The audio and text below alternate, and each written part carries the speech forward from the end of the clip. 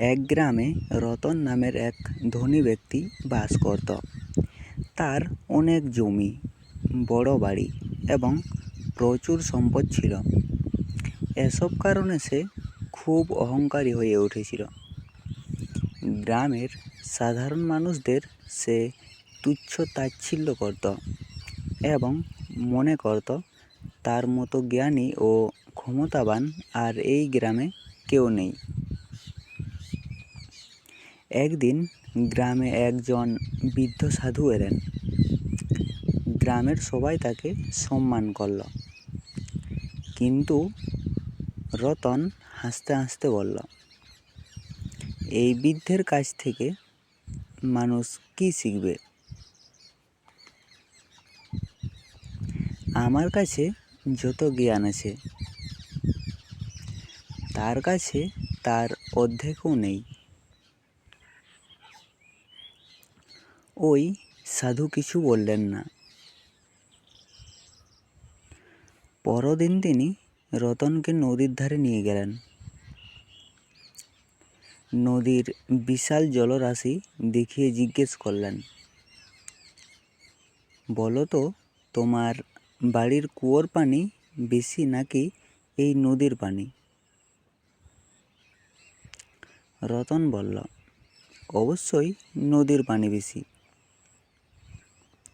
সাধু আবার বললেন, নদীর চেয়ে সাগর বড়, সাগরের চেয়ে পৃথিবীর বড়, পৃথিবীর চেয়ে মহাবিশ্ব বড়, সেই বিশাল মহাবিশ্বের তুলনায় তুমি কতটুকু? রতন চুপ করে গেল।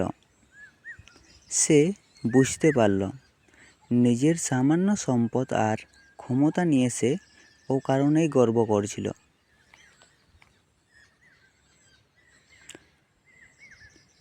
মানুষের জ্ঞান, সম্পদ বা শক্তি যতই থাকুক না কেন, প্রকৃতি ও সৃষ্টির বিশালতার সামনে তো তা কিছুই নয়।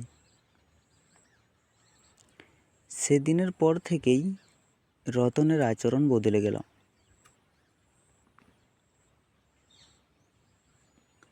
সে গ্রামের মানুষদের সম্মান করতে শুরু করল এবং বিনয়ী হয়ে জীবনযাপন করল।